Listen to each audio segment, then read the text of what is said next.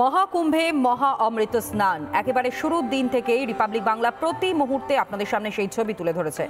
এখনো পর্যন্ত পুণ্য স্নান সারছেন পুণ্যার্থীরা, যারা দূর দূরান্ত থেকে এসেছেন। 144 বছর পর প্রয়াগরাজে এই মহাকুম্ভের আয়োজন। দেশ বিদেশের কোটি কোটি ভক্তের সমাগম এই প্রয়াগরাজে। এখনো পর্যন্ত থেকে মানুষের ভিড়। মহাকুম্ভের তৃতীয় দিনে ভোর থেকে ত্রিবেণী সঙ্গমে চলছে এই পুণ্য স্নান। গত দুদিনে 5 কোটি ভক্তের অমৃত স্নান এই ত্রিবেণী সঙ্গমে। 45 দিন ধরে চলবে এই কুম্ভ মেলা। মহাকুম্ভ থেকে হিন্দু ঐক্যের দাবি নাগা সাধুদের। আমাদের একাধিক প্রতিনিধি, একদিকে সন্তু, অন্যদিকে মধুকল্পিতা, বিভিন্ন সময় যে বিভিন্ন ছবিগুলো তুলে ধরেছে, সেই ছবি আরো একবার আপনাদের সামনে তুলে ধরি। মধুকল্পিতার পাঠানো।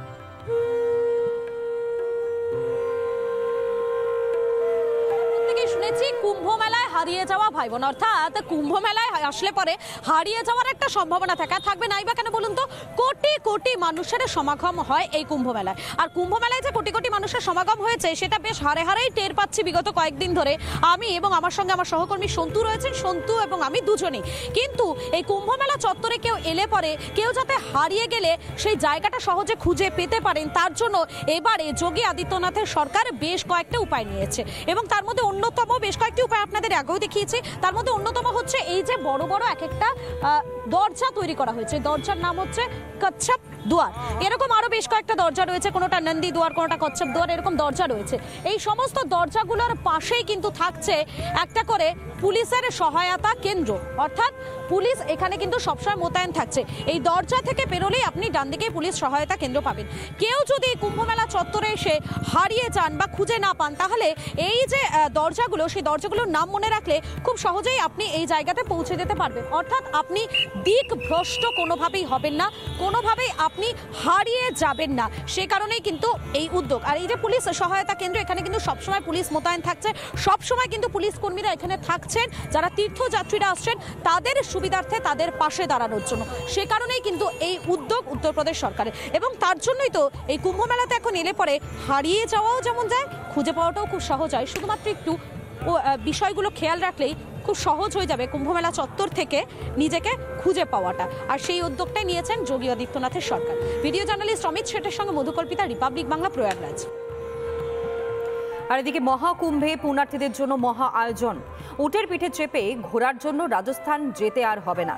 কুম্ভমেলা চত্বরেই উটের পিঠে চেপে ঘোরার সমস্ত রকমের বন্দোবস্ত রয়েছে।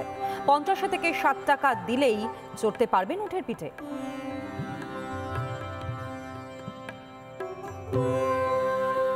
কি মনে হচ্ছে আমি রাজস্থানে আছি? না, একদম রাজস্থানে নেই, আমি কুম্ভ মেলাতেই আছি। আর এই কুম্ভ মেলা চত্বরে এলে এই সুন্দর মুহূর্তটা আপনারা উপভোগ করতে পারবেন, অর্থাৎ উটের পিঠে উঠতে পারবেন। এখানে উট রয়েছে, একটা নয় একাধিক রয়েছে। এই উটের পিঠে উঠে আপনারা কিন্তু এই এলাকাটা ঘুরতে পারবেন। প্রত্যেকটা ঘোরার জন্য, অর্থাৎ এক একটা ট্রিপের জন্য আপনাদের দিতে হবে 50 থেকে 60 টাকা। কোনো কোনো ক্ষেত্রে 100 টাকাও তারা নিতে পারেন যদি বেশি দূর আপনারা যেতে চান। তাহলে কি ভাবছেন, কুম্ভ মেলা চত্বরে আসবেন? কুম্ভ মেলা চত্বরে এলে রথ দেখা এবং কলা বেচা দুটোই হবে। অর্থাৎ এখানে এলে রাজস্থানের মতো উট সাওয়ারিও আপনি করতে পারবেন, যেটার হয়তো আপনাদের অনেক দিনের মনোকামনা ছিল। তাই দেরি না করে কুম্ভ মেলা চত্বরে এলে এই উটের সাওয়ারিটা জলদি করে নিন। ভিডিও জার্নালিস্ট অমিত শেঠের সঙ্গে মধুকল্পিতা, রিপাবলিক বাংলা, প্রয়াগরাজ। আর এই কুম্ভ মেলার থেকেই বিভিন্ন সময় বিভিন্ন ছবিগুলো, একেবারে বর্ণময় সেই ছবি আপনাদের সামনে আমাদের প্রতিনিধিরা এক্সক্লুসিভলি তুলে ধরেছেন। যে ছবি এই মুহূর্তে আপনারা দেখতে পাচ্ছেন, 144টা বছরের অপেক্ষা এবং সেই 144 বছরের অপেক্ষার পর প্রয়াগরাজে মহাকুম্ভের আয়োজন। সমস্ত রকমের সেই ব্যবস্থাপনাও সারা হয়েছে। যোগী সরকার তারাও সমস্ত রকমের ব্যবস্থাপনা সেরেছিলেন। প্রতি মুহূর্তে ছিল নজরদারিও।